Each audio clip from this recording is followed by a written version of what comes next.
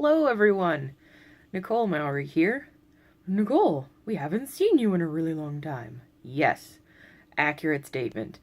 I've been working on getting caught up on some late work. This is the class that fell to the wayside this semester, and I made it to the day of all of the things that take a really long time. This video is for assignment 1, which was painting a transparent object, which I'm not actually going to be able to do. I'm in the middle of my final right now. It's coming out alright, but my wrist is starting to give out on me, and I'm having a hard time holding my Wacom stylus. I have a feeling that by the time I'm done with my final, I am not going to be able to paint something else because I'm already having a really difficult time here. But I can talk about how I think that assignment 1 relates to weeks 1 and 2, because it's definitely a combination of what we did in 1 and 2 to just prove that we kind of get it. And I can talk about what I was going to do and how I was going to do it, because I know how I was going to do it, I just physically can't do it.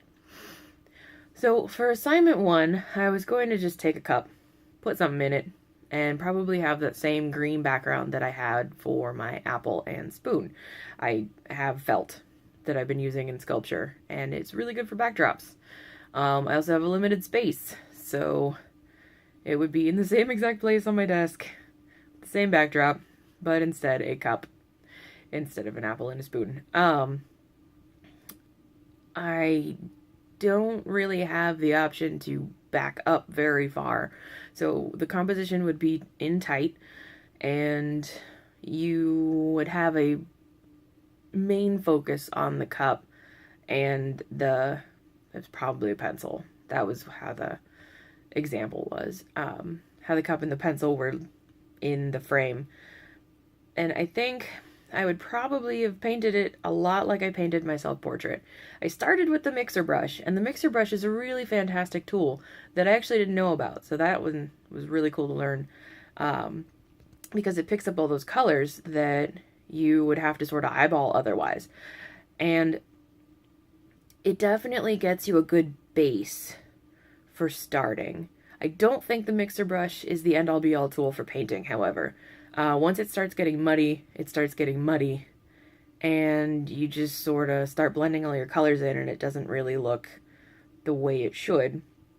So I would do the mixer brush, and then on top of it, do regular brush tool.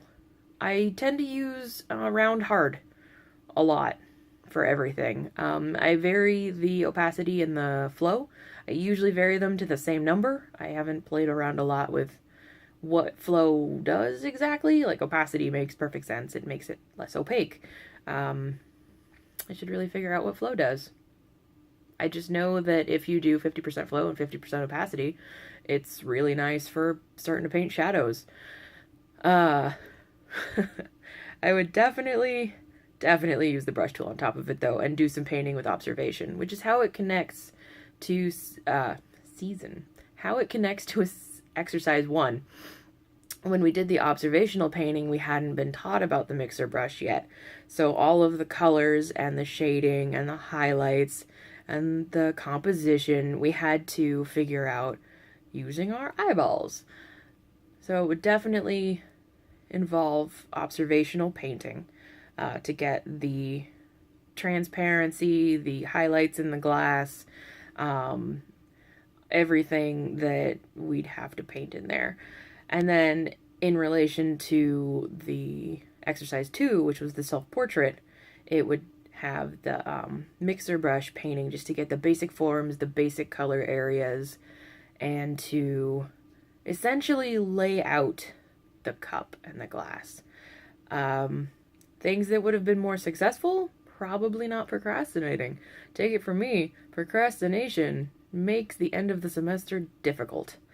I would probably not choose to do that again. Anyway, this was my presentation for the assignment 1 assignment, and I hope you all have a lovely day.